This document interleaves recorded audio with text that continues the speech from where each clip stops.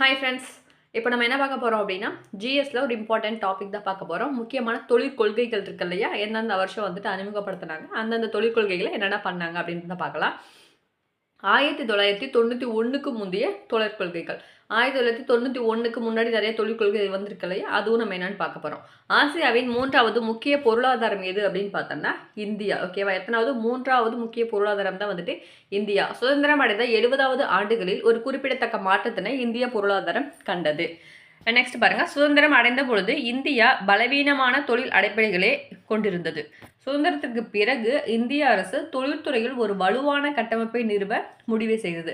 நம்ம சுதந்திரம் அடையிறதுக்கு முன்னாடி பார்த்தோன்னா ஒரு பலவீனமான தொழில் தான் வந்துட்டு அடிப்படையான ஒரு அரசு தான் நம்மக்கிட்ட நடந்துட்டு இருந்துச்சு.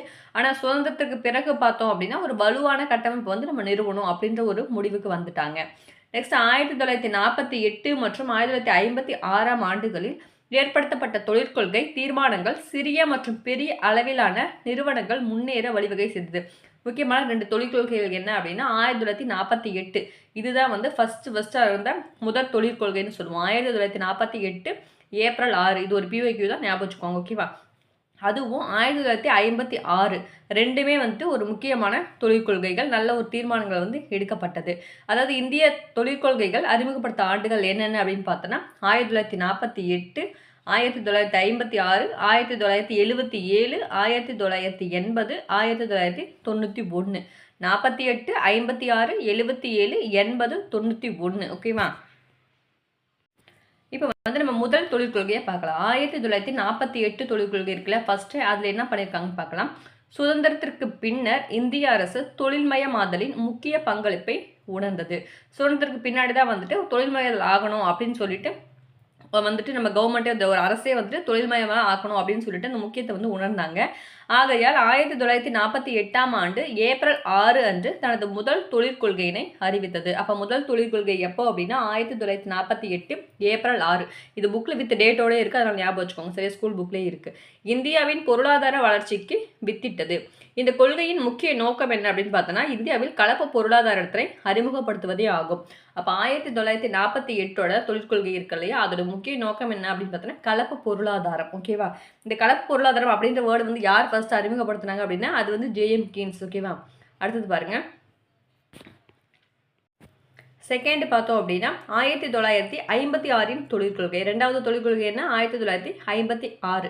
இதில் என்ன பண்ணியிருக்கோம் அப்படின்னா 1956ஆம் ஆண்டு தொழிற்கொள்கையானது பொதுத்துறைக்கு முக்கியத்துவம் கொடுத்தது.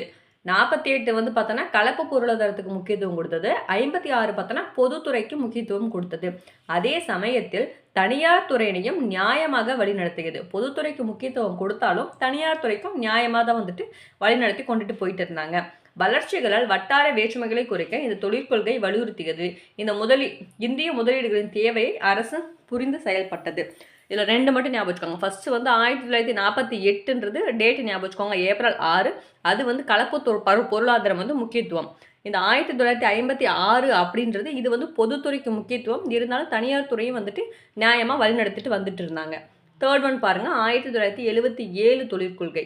இந்த தொழிற்கொள்கையானது சிறு மற்றும் குறு தொழில்களின் வளர்ச்சிக்கு வழிவகை செய்தது. 77 அப்படிங்கும்போது சிறு மற்றும் குறு தொழில்கள் வளர்ச்சிக்கு வழிவகை செய்தது எதுன்னு பார்த்தோன்னா 1977 கொள்கை. பொதுத்துறை நிறுவனங்களில் விரிவுபடுத்தப்பட்டன. பொதுத்துறை நிறுவனங்கள் வந்துட்டு இன்னும் கொஞ்சம் பெருசாக விரிவுபடுத்தினாங்க. வெளிநாட்டு கூட்டுழைப்பில் புதிய அணுகுமுறையினை மேற்கொண்டது. நலிந்த தொழில்களுக்கு ஊக்கத்தையும் வழங்குச்சு. எப்போ அப்படின்னா 1977 கொள்கையில் இதெல்லாம் பண்ணியிருக்காங்க.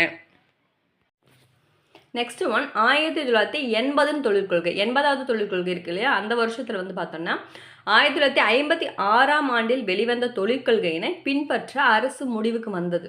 அதாவது 1980வது கொள்கையில் என்ன பண்ணியிருக்காங்க அப்படின்னா அந்த 2வது தொழிற்கொள்கை இருக்குல்ல 1956 அந்த தொழிற்கொள்கை வந்துட்டு அப்படியே ஃபாலோ பண்ண அரசு வந்து கவர்மெண்ட் வந்து முடிவு பண்ணிட்டாங்க. இதன் முக்கிய நோக்கம் என்னன்னு பார்த்தோன்னா தொழில்துறை வளர்ச்சி. இதன் முக்கிய நோக்கம் வந்து தொழில்துறை வளர்ச்சியே ஆகும். பெரிய தொழில் நிறுவனங்களுக்கு உரிமங்கள் வழங்கப்பட்டன.